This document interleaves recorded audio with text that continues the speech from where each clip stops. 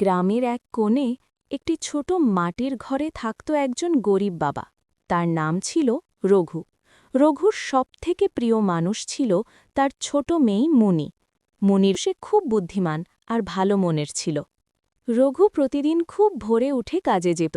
কখনো সে মাঠে কাজ করত, কখনো ইট বয়ে আনত। কাজ করে যা টাকা পেত তা দিয়ে কোনো রকমে ভাত আর লবণ কিনত।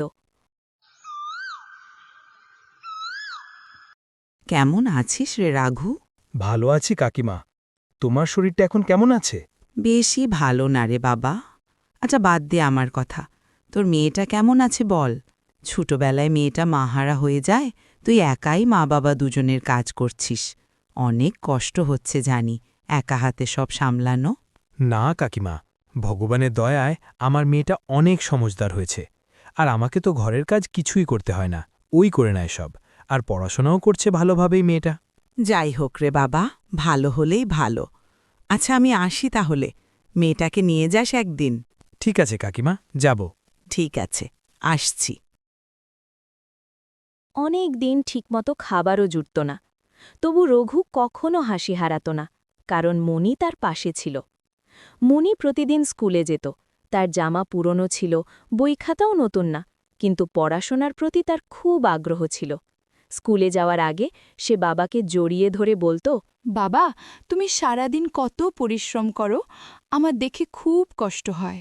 তুমি চিন্তা করো না বাবা, আমি ভালো করে পড়াশোনা করে তোমার সব কষ্ট একদিন দূর করে দেব। তুমি দেখো।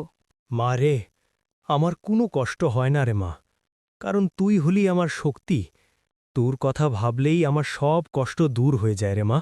আমি সব সময় তোমার পাশে থাকব বাবা, তোমার শক্তি হয়ে। তুমি চিন্তা করো না। ঠিক আছে রে মা, তুই শুধু ভালোভাবে পড়াশোনা কর, তাহলেই আমার আর কোনো কষ্ট থাকবে না। ঠিক আছে, করব বাবা, চিন্তা করো না। একদিন রঘু খুব অসুস্থ হয়ে পড়ল। সে আর কাজে যেতে পারল না। ঘরে খাবার প্রায় শেষ। মণি বাবার পাশে বসে তার হাত ধরল। সে বলল, মা, আমি তো অসুস্থ হয়ে গেছি রে মা। এখন তুই কিভাবে কি করবি রে মা, বুঝতে পারছি না। বাবা, তুমি একদম চিন্তা করো না, আমি সব করে নেব। তুমি এত ভেবো না তো, তুমি চিন্তা করলে আরও অসুস্থ হবে। তুমি এখন বিশ্রাম করো আর তাড়াতাড়ি সুস্থ হও। আমি আছি তো, সব করে নেব, চিন্তা করো না। তোর পড়াশোনা আর স্কুল কিভাবে করবি মা? সব হবে, ভেবো না তুমি। আচ্ছা এখন বিশ্রাম করো, আর কথা না। মণি তারপর কাজ একাই করতে লাগল। ঘরের কাজ সেরে সে স্কুলে যেত, পড়াশোনাও করত। তার বাবা যেহেতু অসুস্থ ছিল, তাই ঘরে টাকা পয়সারও অভাব দেখা দিল। তারপর মণি লোকের বাড়িতে কাজ করতে শুরু করল, আর এদিকে তার বাবাকেও দেখাশোনা করত।